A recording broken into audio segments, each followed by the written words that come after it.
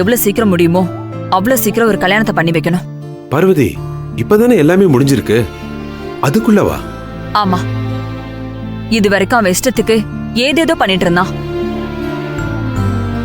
எல்லாம் எவ்வளவு தூரம் தான் போகுதுன்னு பாக்கலான்னு நானும் அமைதியாவே இருந்துட்டேன். அவன் இவ்வளவு தூரம் பண்ணதுக்கு ஒரு விதத்துல காரணமே நீங்க தான். என்ன பார்வதி சொல்ற? எல்லாத்துக்கும் காரணம் நான் தானா? மகேஷோட லைஃப ஸ்பாயில் பண்ணது நான் சொல்ல வரியா? ஆமாங்க, ஆரம்பத்திலே நீங்க என்கிட்ட சொல்லியிருந்தா இவ்வளவு பிரச்சனை வந்திருக்காது. அவன் இஷ்டத்துக்கு விட்டீங்க. அவன் மனசுல ஆனந்தி மேல ஆசைய மரம் மாதிரி வளர்த்துக்கிட்டான்.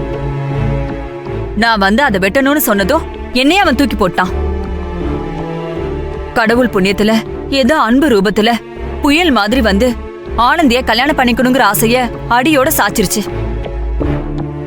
இப்ப மகேஷ் அடுத்து ஏதாவது யோசிக்கிறதுக்குள்ள நாம அவனுக்கு ஒரு நல்ல பொண்ணா பார்த்து கல்யாணம் பண்ணி வச்சே ஆகணுங்க. நானும் இத பத்திலாம் யோசிக்காம இல்ல பார்வதி. கொஞ்ச நாள் போகட்டுமேன்னு பார்த்தேன். இதுதான் சரியான நேரம். இப்பவும் விட்டா மகேஷ் வாழ்க்கை வீணா போயிடும். கொஞ்சம் புரிஞ்சுக்கோங்க. சரி, எனக்கு தெரிஞ்ச பிசினஸ் மேன் ஒருத்தர் இருக்காரு.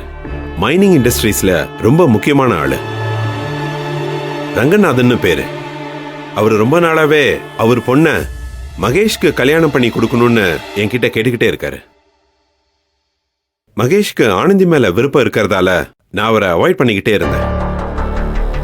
இப்ப நீ சொல்றதால நான் அவர்கிட்ட பேசுறேன். இல்லங்க, நீங்க எங்கேயும் போய் பொண்ணு தேட வேண்டிய அவசியமே இல்ல.